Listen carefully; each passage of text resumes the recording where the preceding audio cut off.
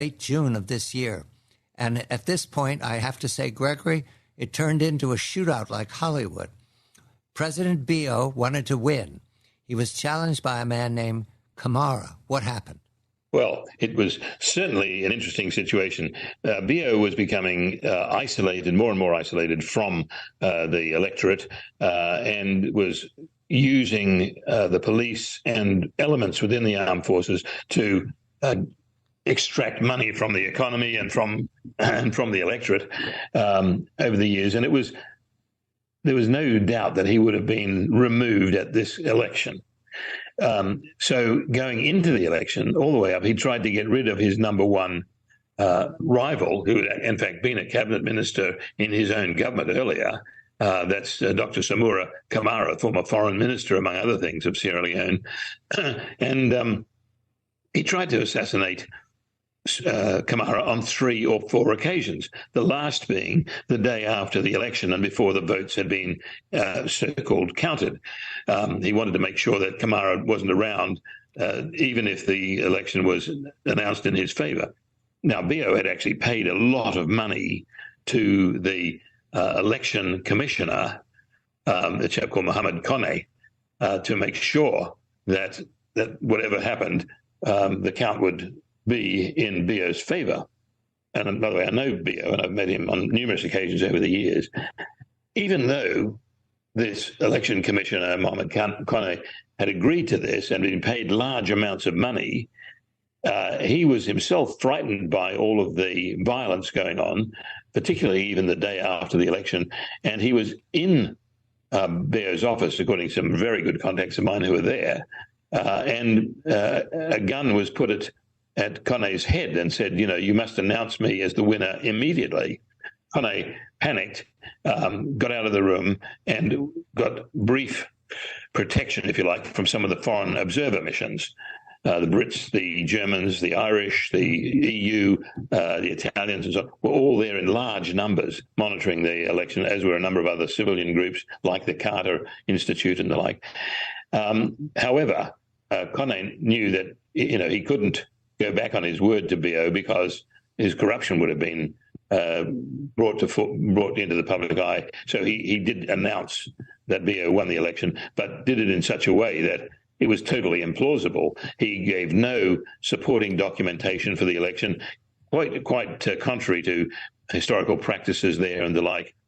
But this is just, if you like, the way it's been going. It was like the Nigerian election, only much more amateurish and much more thuggish and violent, to the point where all of the election observers, the British, the EU, and Carter Group, and so on, all refused to sign off on this election.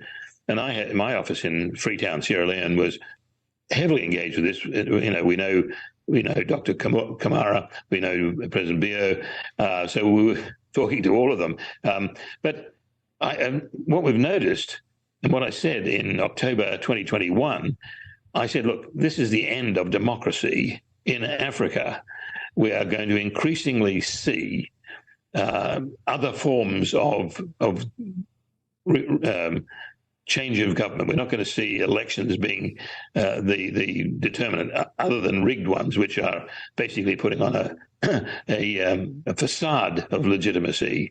And this has been the case. So since October 2021, so we're talking almost 3 years, we've started to see one country after another go into, shall we say, informal means of changing government. Now, this is due to 2 factors mainly. One is the absolute decline in the ability of Western governments, namely particularly Britain, the United States, and France, as the former colonial powers in much of Africa, to exercise any leverage whatsoever. They've lost all leverage in Africa. The second reason, though, it goes back to the historical colonial boundaries of these countries, where they brought together into the borders of, say, Sierra Leone or Nigeria or Liberia, whatever, large numbers of different tribal groups, all of which had in the past been self-governing, but they were brought together to create colonial states with modern names like Nigeria and Sierra Leone and Liberia and South Africa, but they're still not united. the only united group within most of these countries, and the same thing, by the way, applies to, for example, India and Pakistan in the post-colonial days, the only unifying national body is the military. So naturally, the military is going to take power when they can. And President Bio in Sierra Leone, who has just reclaimed power, is a former brigadier general in the army. And by the way, as soon as his election in the past few days was discredited, the president of the neighboring country, Guinea, also under a military president, by the way, Lieutenant Colonel Doumbouya, who came to power in a coup on September the 5th, 2021. He started moving troops into the border, saying he was going to go into Freetown, Sierra Leone, and arrest Bio. Bio himself, in the last day, went to Conakry, the capital of Guinea, to plead with Doumbouya to have an agreement where Doumbouya would support him. That's still not resolved as to how that's going to turn out, but Doumbouya himself doesn't want any questions about his legitimacy either. So you've got all these other things. Now, Bio has called all of the paramount chiefs of the various tribes in Sierra Leone and their staffs of those paramount chiefs to come to Freetown in a big public display of support so that he can tell the international community, look, I'm who the country wants. I've got this popular acclaim, and you have to legitimize my election. I don't believe that's going to work. So I think we're going to see Sierra Leone increasingly isolated, along with Guinea. But what do they care? Because what's the West going to do about them? Yes, Washington will say, well, we won't let them come to have a holiday in Washington or New York or whatever. The reality is that they are now, because of our if you like, moral high ground, we're going to drive them into the arms of the Russians and the People's Republic of China, and actually also the Iranians, who've got a lot of diplomacy going in Africa. So it's getting to be a very, very messy situation. The West has lost legitimacy. The West cannot stop Africa from turning its back on really legitimate and transparent democratic processes, except in a number of countries like Morocco, for example. Morocco has incredibly honest and open and transparent elections, very, very significant. But the reality is that the West is going to have to come up with a new way of accepting, and it will do business its own way. We will start to see some of the countries becoming more broken up in terms of their original ethnic and linguistic and religious shapes. So it's going to be an interesting decade or two ahead of us. And even the People's Republic of China is not really well equipped to deal with this. So what we have here is one of the smallest states, 9 million Sierra Leone, and the largest state, 230 million Nigeria, following the same path. And I take it that they're self-aware that the military is now the uniter, but also the divider, if it chooses to. Other states are following this. It's another way of presenting this civil war in Ethiopia, the breakup into private armies, and Addis Ababa trying to centralize the story, but then outside actors. And you say that China doesn't have any skills, any better skills than anyone else. But I'm not even sure that that Washington and Britain and Whitehall are trying. Are they, Gregory? Have they given up? Have they washed their hands?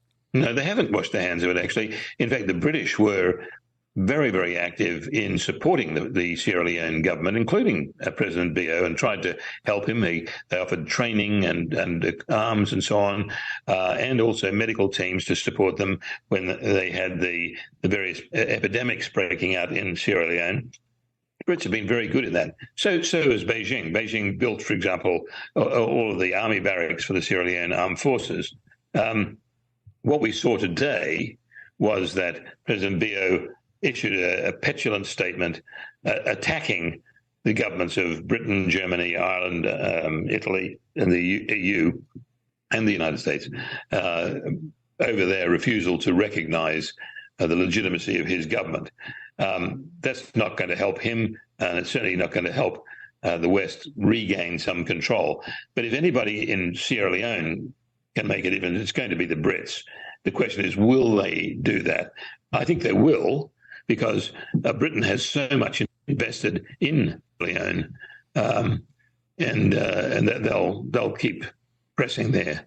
That was a beautiful state, which was very, very supportive of Britain, and you have Sierra Leoneans moving freely backwards and forwards to the United Kingdom on a regular basis, and they feel as very much part of the Commonwealth. So the question is, how can London and how can Bio resurrect that relationship? Bio is not smart enough, in my opinion, to be subtle on this matter. Look, he was driven a lot by his wife's absolute greed and corruption. She made it impossible for him to be seen as honest, because she was busily gathering money and gathering, great toys of office, and this really made the president look bad anyway. And by the way, when the election looked like it was going sideways, and when the final attempt on Kamara's life was made, she promptly hopped on an aeroplane and went down to the Gambia, to the capital there, Banjul, so that she would be out of the way. She wasn't sticking by her man there. We need to go to Scotland. There's been an important event in the life of King Charles III. I'm with Gregory Copley, Defense and Foreign Affairs editor and publisher, and my guide on the crowning, the second crowning of King Charles and the royal